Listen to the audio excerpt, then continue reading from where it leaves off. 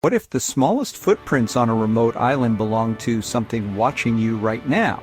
In the deep forests of the Solomon Islands, 900 miles northeast of Australia, people don't just think they're not alone.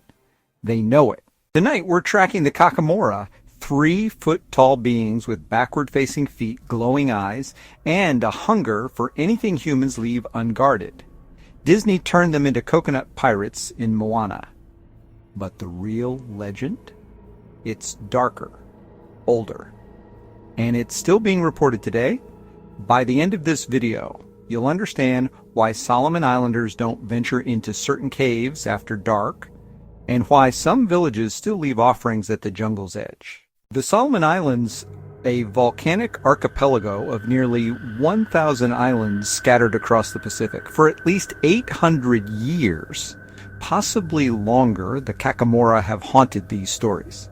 Witnesses describe them as 3 to 4 feet tall, barrel-chested, covered in reddish-brown or black matted hair. Their arms hang long, almost to their knees. Their eyes, they glow red or yellow in darkness, like embers in a dying fire. But here's where it gets stranger. Their feet point backward. Follow their tracks deeper into the jungle, and you're actually walking away from them.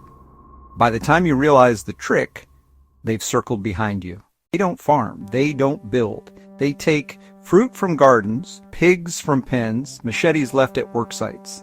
And when they steal, they move in absolute silence until they want you to hear them. This isn't folklore confined to one village's campfire.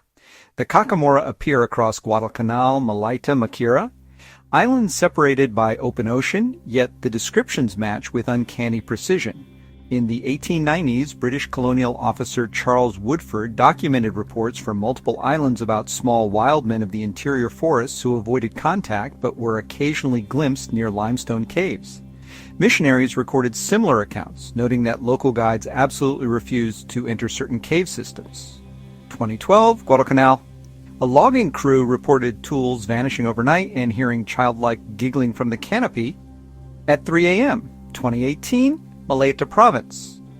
Villagers discovered an entire taro crop stripped clean, with small handprints in the mud and those signature backward tracks leading into the hills. Ask any elder about the Kakamora, and they'll warn you, never mock them, never follow them, and never ever answer if you hear your name called from the forest, because they can mimic human voices perfectly. Here's what doesn't add up. If this is just superstition, why does it persist across generations and geography?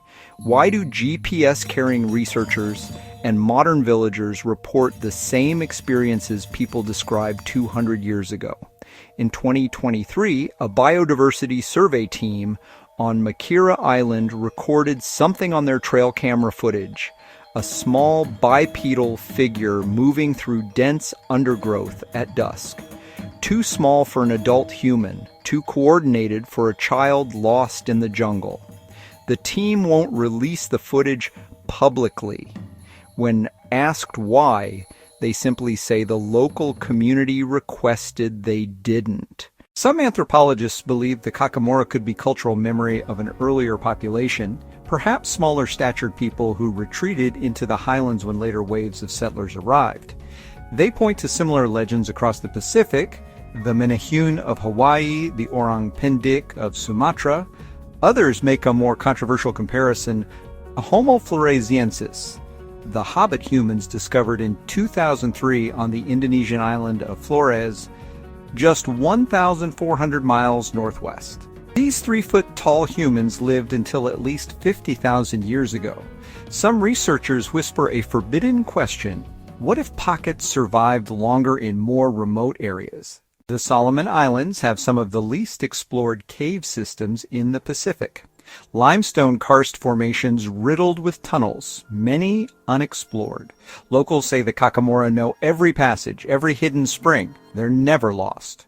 We are. The most haunting accounts don't involve violent attacks. They involve intelligence. A fisherman on Guadalcanal woke in his coastal hut to find his catch gone, his knife missing, and a pile of river stones arranged in a perfect circle outside his door. A warning. A botanist studying endemic orchids heard her own voice calling from across a ravine, asking herself for help. She didn't answer. When she checked the spot later, she found fresh tracks. Backward facing, size of a child's foot. Multiple villagers described the same experience, being followed through the forest, hearing laughter that seems to come from everywhere and nowhere, then finding their path blocked by fallen trees that weren't there 5 minutes before. No one gets hurt, but everyone gets the message. Turn back. The Kakamora exist in that maddening space where myth bleeds into mystery. No skeleton, no clear photograph, no scientific consensus. But in a region where new species are still being discovered, where the tree canopy is so dense satellite imagery can't penetrate, can we really say we know what's hiding in there? The Solomon Islands contain some of the last truly wild places on Earth. And the people who've lived there for millennia, they're not laughing when they talk about the Kakamora. They're listening. The jungle keeps its secrets. But not all of them stay hidden forever.